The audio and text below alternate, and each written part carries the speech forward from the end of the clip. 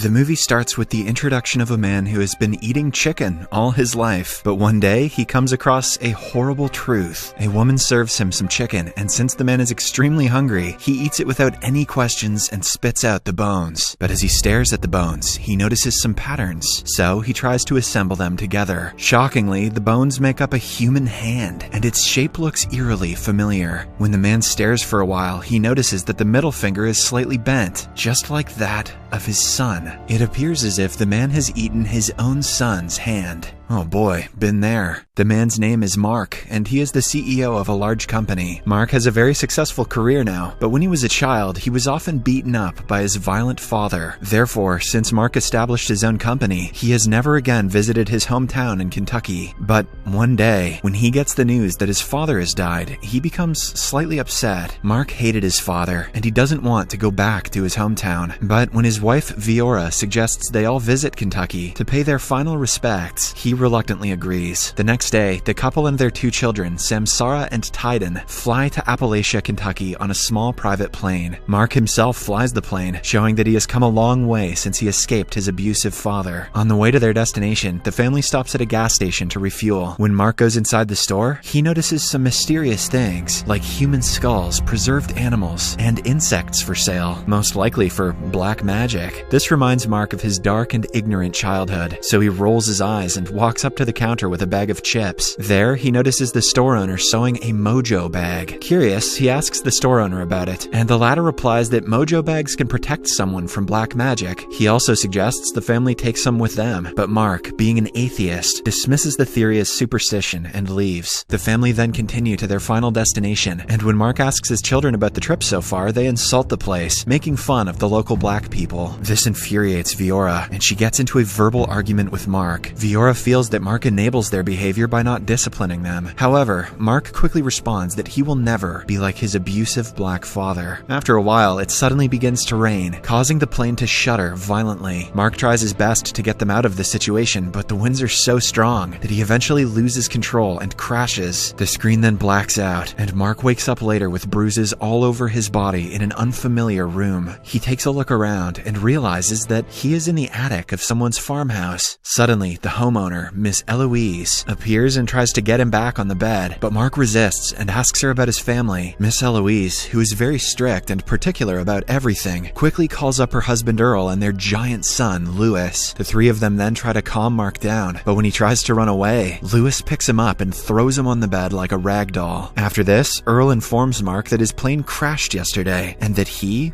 was alone. Expectedly, Mark refuses to believe that and continues to insist on finding his family. He again tries to escape, but just then, Miss Eloise blows a strange powder over his face, which makes him fall asleep. This implies that the family is not an ordinary one, and they possess some magical powers. Either that, or ketamine. Later, Miss Eloise is seen making Mark's voodoo doll, which she refers to as a boogity doll. She explains that she wants to nurse Mark back to health using this doll. After finishing up, she places the boogity doll by the window and secures the window with a white powder to keep the devil away. After she leaves, Mark starts looking for a way to escape. He realizes that the door is locked, so he sneaks out of the window and onto the roof. He then jumps from one roof to another as it rains heavily. He eventually reaches the barn, where Miss Eloise has gathered with several other villagers. Here, it is revealed that Miss Eloise is a healer who uses her voodoo powers to cure people of their sickness. After a while, the ceremony commences, and Earl informs everyone that today, his wife, Miss Eloise, is going to use animal parts for her root work, but on the day of the blood moon, she is going to do something much bigger. Then the treatment begins. Earl cuts a cat's tongue and puts it in Miss Eloise's mute patient's boogity doll. She then reads some spells, and shockingly, the mute patient starts speaking. As the crowd erupts in cheers, Mark watches it all unfold from a large peephole on the roof. Following this, Eloise moves on to her blind patient named Julius. She places a goat's eyes in Julius's eye sockets,